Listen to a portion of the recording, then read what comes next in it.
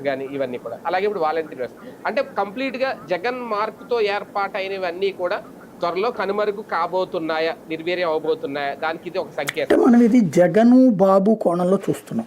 నేను వేరే కోణం చూస్తా. ఒక రాజకీయ పార్టీకి ఒక సిద్ధాంతం ఉంటుంది. ఇప్పుడు భారతీయ జనతా పార్టీ హిందుత్వ సిద్ధాంతం, కమ్యూనిస్టులు వామపక్ష సిద్ధాంతం అంటే హిందుత్వానికి వ్యతిరేక సిద్ధాంతం.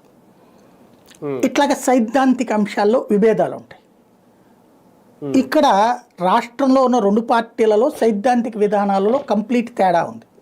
ఏంటి అంటే తెలుగుదేశం సిద్ధాంతం ఏంటంటే ఎవడి పని వాడు చేసుకోవాలి, ఎవడి కష్టం వాడు పడాలా, ఆ కష్టపడి వాడికి సంపాదించుకోవాలి. ప్రభుత్వ పాత్ర అనేటువంటిది ఫెసిలిటేటర్ మాత్రమే.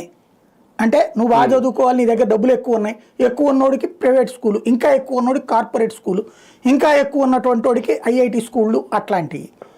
పెద్దగా లేనోడికి గవర్నమెంట్ స్కూలు, అట్లాగే హాస్పిటల్, డబ్బులు లేనోడికి హాస్పిటల్ ప్రభుత్వ ఆసుపత్రి, లేదంటే డబ్బులు కొద్దిగా ఎక్కువ ఉన్నోడికి ఇళ్ళ దగ్గరలో ఉన్న హాస్పిటల్, ఇంకా ఎక్కువ ఉంటే కార్పొరేట్ హాస్పిటల్, ఇంకా ఎక్కువ ఉంటే మల్టీ స్పెషాలిటీ హాస్పిటల్. అలాగా ఆయా వ్యవస్థలకి ఫెసిలిటేట్ చేసేటటువంటి పాత్ర తెలుగుదేశం ప్రభుత్వం పోషిస్తుంటుంది. తెలుగుదేశం సిద్ధాంతం ఇది. అదే వైఎస్ఆర్ కాంగ్రెస్